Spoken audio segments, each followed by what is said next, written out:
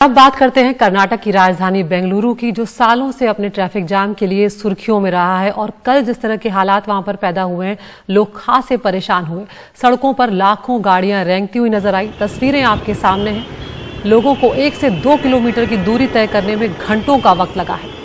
कई ऐसे बच्चे थे जो स्कूल के बाद रात को अपने घर पहुंच सके। आप अंदाज़ा लगा सकते हैं कि स्कूली बच्चों पर क्या कुछ गुजरी होगी। वो सुबह से अपने स्कूल गए थे, लेकिन जब वो अपने स्कूल से छूटे हैं उसके बाद उन्हें घर पहुंचते पहुंचते रात हो गई। दरअसल कावेरी विवाद को लेकर कर्नाटक में बंद का जो ऐलान किया गया था, उसके चलते बड़ी संख्या में यहाँ पर गाड़ियों की लाइन लगी हुई नजर आई।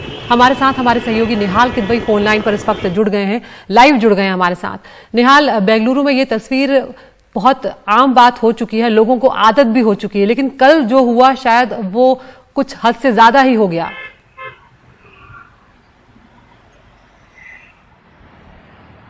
देखिए, ट्रैफिक पुलिस का कहना है कि कल के जो हालात पैदा हुए वो अचानक हो गए और इसलिए सारे अधिकारियों को फौरन काम पे लगाया गया और उन्हें 3 से 4 घंटे लगे इस ट्रैफिक जाम से लोगों को निजात दिलवाने में। अब से थोड़ी देर पहले इसी जगह पे चिन्नास्वामी स्टेडियम के पास है ये इलाका, यहाँ पर एक साहब से मैं बात कर रहा था तो उनका कहना था कि 2 किलोमीटर जाने में उन्हें तकरीबन 3.5 घंटे लगे।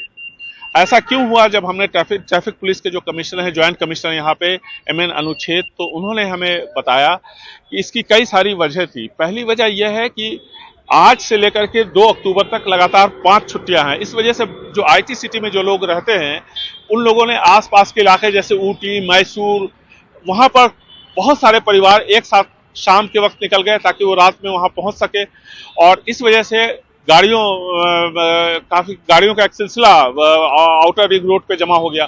दूसरी वजह उन्होंने ये बताया कि बारिश हो रही थी, इस वजह से बारिश की वजह से ट्रैफिक धीमा होता है, ये भी एक दूसरी वजह थी। तीसरी वजह ये कि कई जगहों पे पिछले 2-3 दिनों में जो बारिश हुई है उसकी वजह से गड्ढे बन गए हैं, इससे ट्रैफिक स्लो हुआ। लेकिन इन सब के बीच ये कोई नई बात बेंगलुरु शहर के लिए नहीं है। ये ठीक है कि कल अचानक 2 से 3 घंटे में इस तरह के हालात पैदा हुए, लेकिन ये हालात इस शहर में लगातार बनते रहे हैं और इसकी जो सबसे बड़ी वजह है वो ये है कि पब्लिक ट्रांसपोर्टेशन यहाँ पे काफी खस्ता हाल है। यहाँ पे एक अनुमान के मुताबिक जो कि टाउन प्लानर्स ने तैयार किया, उसके हिसाब से तकरीबन 11,500 बसेस होनी चाहिए और जबकि अभी जो ऑपरेशनल बसेस है वो 6,500 है, यानी 50% कम है।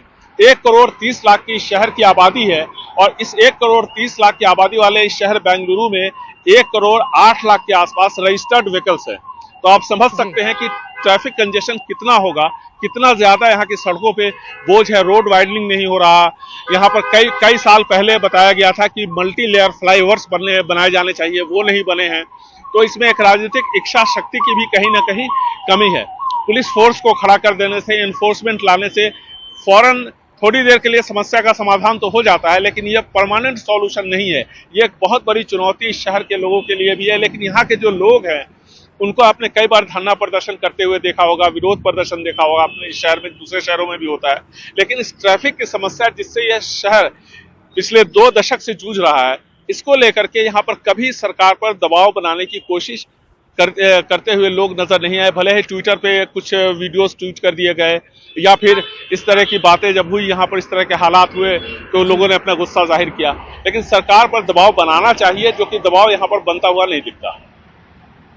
बिल्कुल निहाल, और यहाँ पर लोगों को भी शायद आगे आना होगा, तभी इतनी बड़ी ये जो समस्या बनती जा रही है ट्रैफिक की, उससे निजात मिलेगी। बहुत बहुत शुक्रिया निहाल इस तमाम जानकारी के लिए।